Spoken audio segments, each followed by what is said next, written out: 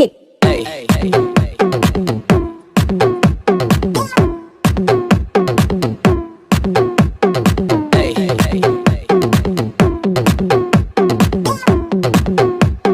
Hi guys, it's your girl Naughty Spirit, the Nefeli by the Mermaid. What's up? Welcome to my YouTube channel. And for today's video that I want to speak on is basically my life living as a transgender woman. Yes, I am transgender. But before I start this video, can you guys subscribe, like this video, and comment on this video and share this video? And to make sure to subscribe, can you please click on that blue mermaid right there in the corner? Just hit the subscribe button so you can be tuned in with my juicy content, my future videos, and all of that jazz in the third. And thank you very much. And now let's continue on with this video. I have been transitioning. I actually been on hormones for I think about 2 or 3 years. And I just was physically transitioning last year. And baby, when I tell you, like, my life turned to a whole 360 when I start physically transitioning.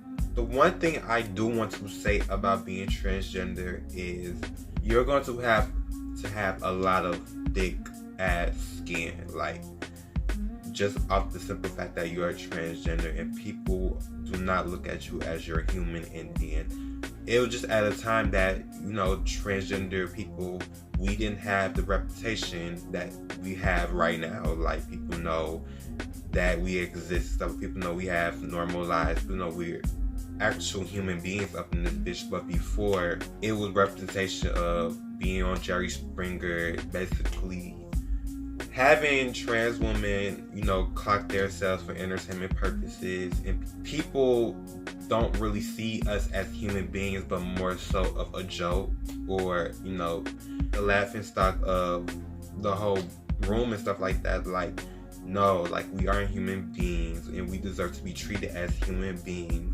period. Like, you wouldn't like it if people treated you how you treat trans people. Like, you just wouldn't like that shit. And I know a lot of y'all that wouldn't even step a toe or a foot or an inch of your foot into one of our shoes. You couldn't even last a millisecond.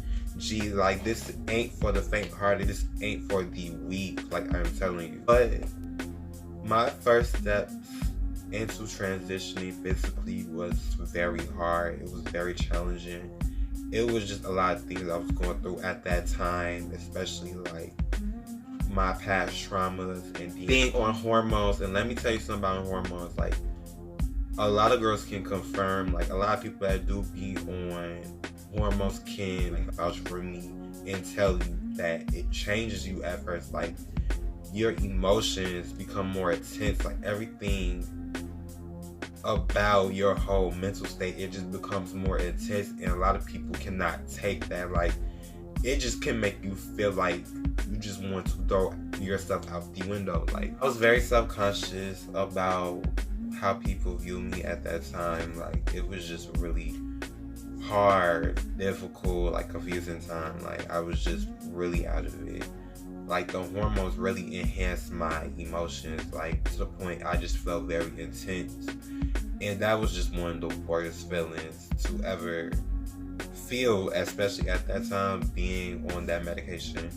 But I later was getting immune to the medication because being on spironolactone, it stops the testosterone flow and basically replace it with the estradiol that we take as well, and it's supposed to let the estradiol flow through your body. Meanwhile, the testosterone have a hard time accepting the estrogen. It's basically throwing off its own flow, which can cause, like, the intense emotions that basically the beginning trans women with started hormones have to go through and stuff.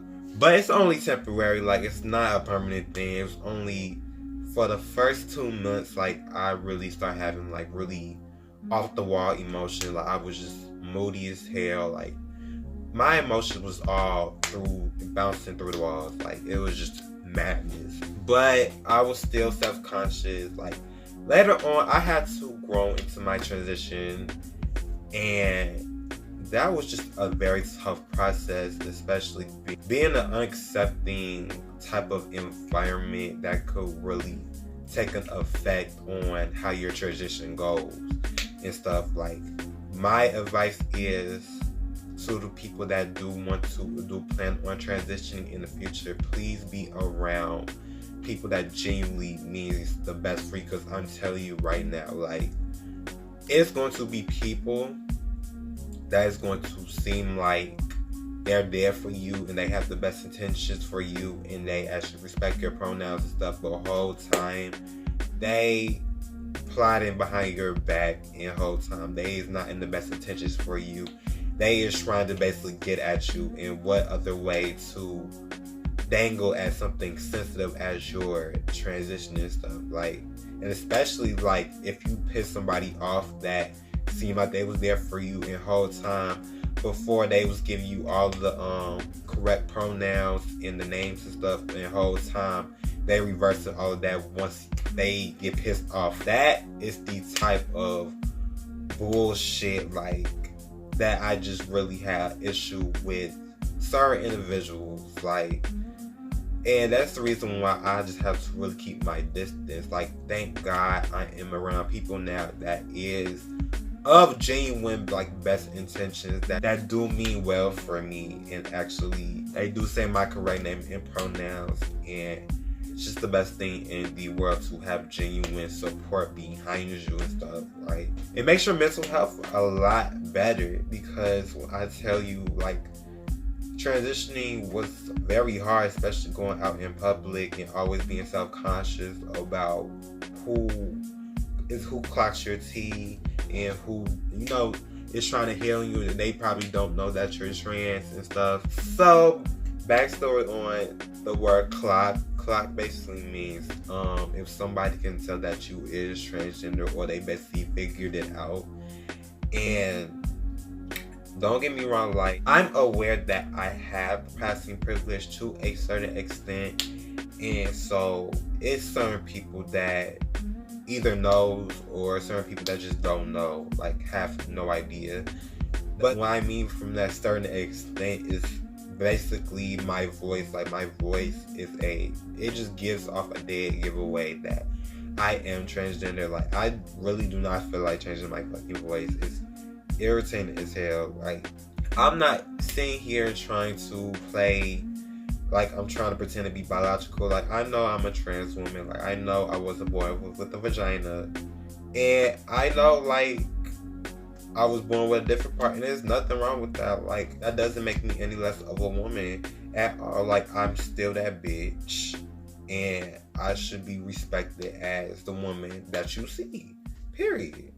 And right now, I am more confident in my transition. I'm more in tune with my transition, in tune with myself. Like, I love myself, like, genuinely. I am proud of myself, and I really, like, am happy and genuinely happy that I can correlate with who I am now. I can express my truth, like, full, authentically, and unapologetically. Like, that is the best things that I've ever accomplished in my whole entire life. Because growing up, I couldn't be who I was. I had to be something that I wasn't. And I really had to suppress who I really was in order to make people feel comfortable in their own ignorance. And it was just at a certain point, I had to really realize, like, I'm over here impressing people that really don't have the best intentions over what's best for me and what makes me genuinely happy.